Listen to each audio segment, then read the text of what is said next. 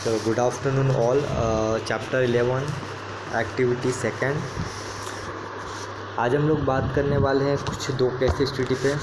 ठीक है, तो सबसे पहले एमसीक्यूज़ केस स्टडी की बात करें। एमसीक्यूज़ बैच जो कि हमारी केस स्टडी है, which element of product concept help in fulfilling the right to information. ठीक है, कौन से प्रोडक्ट की बात करें प्रोडक्ट कॉन्सेप्ट में। ठीक है, किस एलिमेंट को हम लोग, है ना, जिससे कि हम लोगों को इन्फॉर्मेशन पता चलती है ना, राइट इन्फॉर्मेशन हम लोगों को पता चलती है। तो वो क्या है, ब्रांडिंग है, पैकेजिंग है, लेबलिंग है, या ऑल ऑफ देम। ठीक है, उनमें से सभी है। ठीक है, तो यहाँ पर हम लोग बात कर रहे हैं। ठीक है, यहाँ पर हम लोग बात करें इन्फॉर्मेशन की कि किस एलिमेंट से हम लोगों को इन्फॉर्मेशन मिलती है प्रोडक्ट के बारे में। तो हम लोगों ने चैप्टर में पढ़ा हुआ है कि लेबलिंग जो है, लेबलिंग से हम लोगों को पता चलता है कि, ठीक है, वहाँ पर हम लोगों को सारी इन्फॉर्मेशन पता चलती है कि ब्रांड कितने का है, मैन्युफैक्चरिंग डेट, है ना, एक्सपायरी डेट, ये सारी चीज़ों की इन्फॉर्मेशन जो होती है, कंटेंट क्या डला हुआ है, सारी चीज़ों की इन्फॉर्मेशन हम लोगों को लेबलिंग के थ्रू पता चलती है। तो हमारा ऑप्शन है यहाँ पर सी वाला, लेबलिंग। ठीक है, सेकेंड है the spoken part of brand is also known as, है ना, ब्रांड का जो स्पोकन पार्ट है उसको हम लोग क्या बोलते हैं, ब्रांड नेम, ब्रांड मार्क या ट्रेड मार्क। ठीक है, तो यहाँ पर थोड़ा सा नाम से ही पता चल रहा है कि ब्रांड, है ना, स्पोकन पार्ट मतलब कि ब्रांड नेम बोलते हैं उसको। ठीक है, ब्रांड का क्या नेम है उससे हम लोगों को पता चलता है। ठीक है, तो spoken part of the brand is known as, second वाला, ब्रांड नेम। थर्ड है, छोटी सी केस स्टडी है। As a project work in business study subject, the commerce students of knowledge school thought of setting up a recycling plant to recycle all the waste papers from the school and prepare registers and exercise books to be used by the school student। ठीक है, business study के project की बात हो रही है। Business study के subject में प्रोजेक्ट मिला है, तो प्रोजेक्ट में कॉमर्स स्टूडेंट जो कि नॉलेज स्कूल के हैं, उन्होंने एक रिसाइकलिंग प्लांट बनाया है जिससे कि रिसाइकल कर सकें वेस्ट पेपर्स को, है ना, उससे पेपर्स से रजिस्टर्स और एक्सरसाइज बुक वगैरह बना सके जो कि वहाँ के जो स्टूडेंट है उसको यूज़ कर सकें। They approached their principal who not only appreciated the idea of the students but also give them consent for the same. ठीक है, वो अपने प्रिंसिपल से मिले, वो प्रिंसिपल ने ना उनको अप्रिशिएट मतलब कि शाबाशी दी उस चीज़ के लिए, बल्कि उस चीज़ में, है ना, मतलब सहभागी भी बने उस चीज़ के लिए, उनको थोड़ा सा गाइड भी किया, है ना। The school also decided to donate 50% of the revenue generated from the sale of registers and exercise books to a nearby blind school। ठीक है, स्कूल ने ये भी डिसाइड किया है कि जो भी रिवेन्यू जनरेट होगी उसका 50% जो है, जो भी रजिस्टर और एक्सरसाइज को से सेल करने पर जो भी रिवेन्यू जनरेट होगी उसका 50% जो है वो वहाँ का जो भी नियर बाय ब्लाइंड स्कूल है वहाँ पर उसको डोनेट किया जाएगा, डोनेट करेंगे। तो पूरे केस को पढ़ने के बाद में state the product related decisions which the children have to take, है ना, यहाँ पर हम लोगों को प्रोडक्ट रिलेटेड डिसीजन क्या है जो कि बच्चों ने लिया है उसको बताना है। तो यहाँ पर हम लोग बात कर रहे हैं कि यहाँ पर हम लोगों ने एक तो ब्रांडिंग देखा, है ना, कि किस तरीके से किसी भी चीज़ को लेके और हम लोग क्या करते हैं, हम लोग उसको, ठीक है, उसको रिसाइकिल करके उसको रिसाइकिल किया हम लोगों ने। उसको रिसाइकिल करने के बाद में उसका हम लोगों ने कुछ, है ना, एक नया प्रोडक्ट तैयार किया, तो ब्रांडिंग हो गई। ठीक है, उसके बाद यहाँ पर हम लोग, ठीक है, एक लेबलिंग की बात कर सकते हैं, पैकेजिंग की बात कर सकते हैं। ठीक है, तो कुछ चीज़ें हैं जो कि हम लोगों को यहाँ से मिल सकती है, ब्रांडिंग, लेबलिंग, पैकेजिंग वगैरह, है ना, यहाँ पर हम लोग देख सकते हैं, है ना। लेबलिंग का मतलब क्या कि लेबलिंग मतलब कि नई चीज़ें बना दी, है ना, उसने नई चीज़ बना दी, है ना, उसको फिर हम लोग उसको पूरा पैकेजिंग करके और हम लोग उसको क्या कर सकते हैं, मार्केट में सेल कर सकते हैं। तो ठीक है, तो यहाँ पर 2-3 चीज़ें हम लोग देख सकते हैं, ब्रांडिंग, लेबलिंग, पैकेजिंग वगैरह। सेकेंड है, suggest any 2 factors the children should keep in mind while choosing the write name for their exercise books and register. ठीक है, यहाँ पर हम लोगों को बताना है कि क्या फैक्टर हो सकते हैं जो कि बच्चों ने अपने दिमाग में रखा है जब वो उसका है ना जो रजिस्टर जो एक्सरसाइज बुक है उसका नेम रखने के लिए। तो यहाँ पर ऐसा कुछ नाम वगैरह तो शो नहीं है, लेकिन हम लोग कुछ भी है ना शॉर्ट सिंपल कुछ हम लोग नाम सजेस्ट कर सकते हैं, ठीक है। कुछ भी शॉर्ट सिंपल नाम जो शॉर्ट हो, सिंपल हो, ठीक है, या यूनिक हो, तो हम लोग नाम थोड़ा सा सजेस्ट कर सकते हैं, ठीक है। बाकी ऐसा कोई फैक्टर्स वगैरह तो यहाँ पर ऐसा दिया नहीं गया है, लेकिन अगर हम लोग हमारी तरफ से बताएं तो कुछ भी शॉर्ट और सिंपल हम लोग यहाँ पर नाम सजेस्ट कर सकते हैं, ठीक है।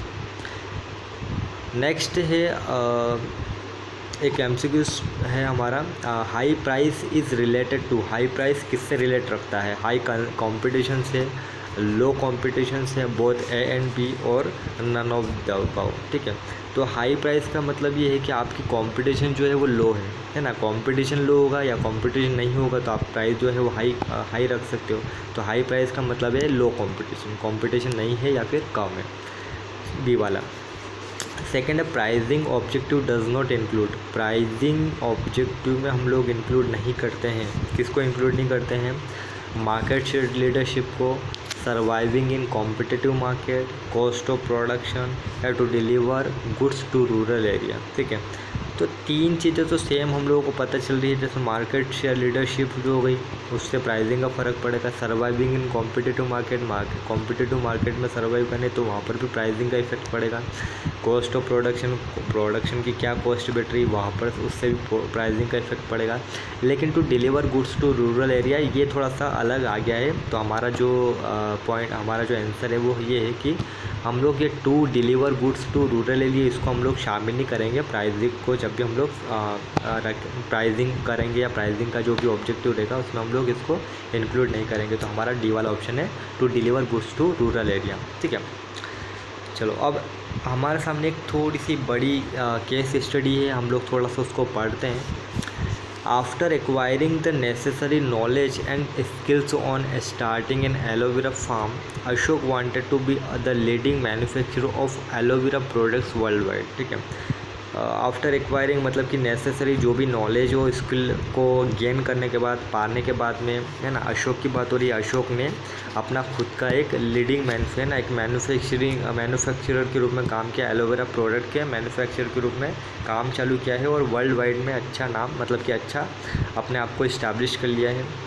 He observed that the products were expensive as the demand of the products was more than the supply, ठीक है। उसने इस चीज़ को ऑब्ज़र्व किया कि प्रोडक्ट जो वो एक्सपेंसिव है, डिमांड जो है उसकी वो ज़्यादा है, मोर देन है सप्लाई के मुकाबले, है ना, मतलब डिमांड ज़्यादा है और सप्लाई कम हो रहा है।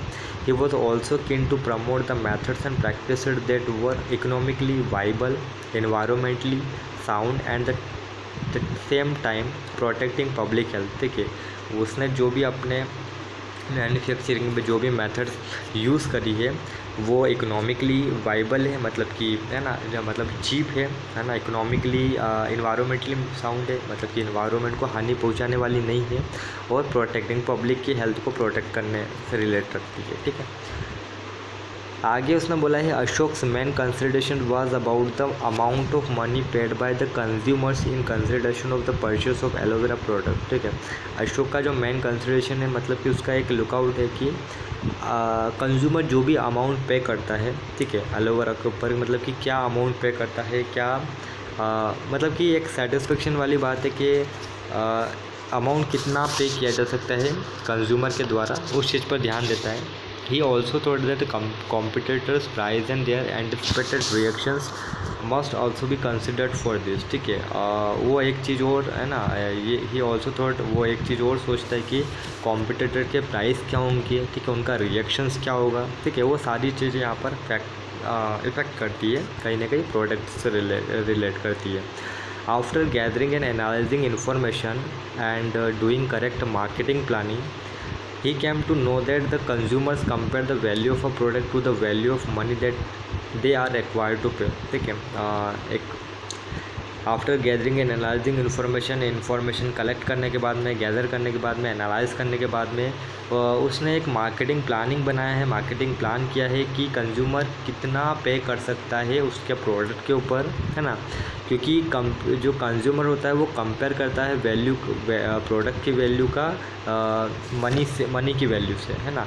मतलब कि वो जो मनी पे कर रहा है तो वो मनी जो है ज़्यादा नहीं होना चाहिए प्रोडक्ट की वैल्यू के साथ। मतलब कि उस प्रोडक्ट की जितनी वैल्यू होगी ना उस हिसाब से मनी पे करेगा वो, ठीक है। तो consumer will be ready to buy a product when they perceive that the value of a product is at least equal to the value of money which they would pay, ठीक है। Consumer उस time पे करने को तैयार हो जाता है जब उसको लगे, उसको वो इस चीज़ को देखे कि जो प्रोडक्ट की वैल्यू है वो एटलीस्ट इक्वल होनी चाहिए हमारे मनी की वैल्यू के बराबर होना चाहिए, ठीक है। तो वो पे करने को तैयार हो जाता है।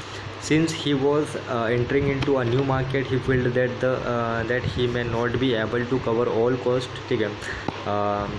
नए मार्केट में इंटर करता है वो, नए मार्केट में इंटर करना तो वो उसको पता है कि वो सभी कॉस्ट को कवर नहीं कर पाएगा।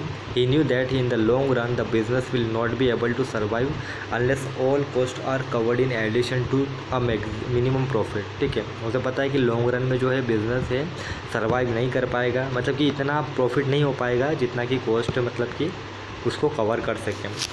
He examined the quality and features of the product of the competitors and the anticipated reactions of the consumer, ठीक है।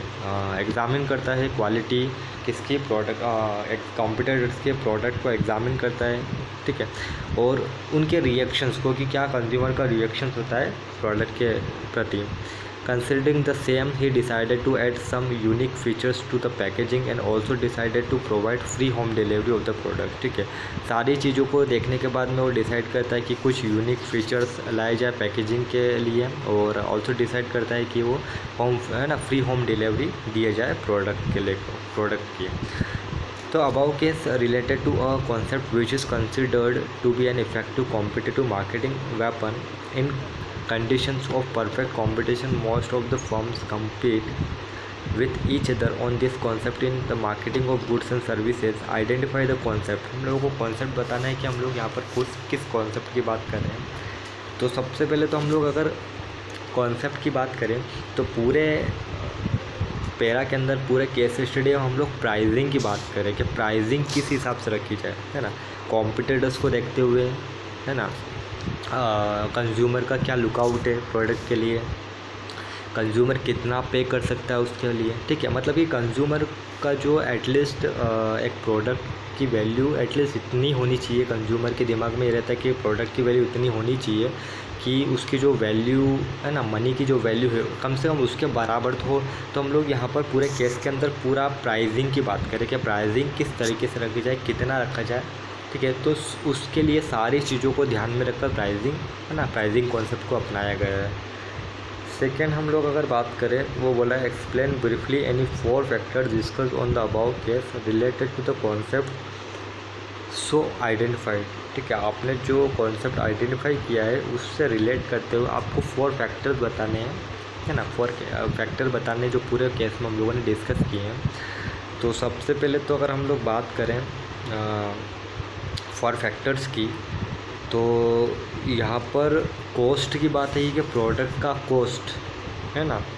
उसके बाद हम लोग देखते हैं कि एक कंज्यूमर, एक कस्टमर क्या डिमांड रखता है ना, उसके लिए डिमांड क्या है, डिमांड किस तरीके से होती है, ठीक है। उसके बाद हम लोगों ने यहाँ पर कंपटीशन की बात करी है।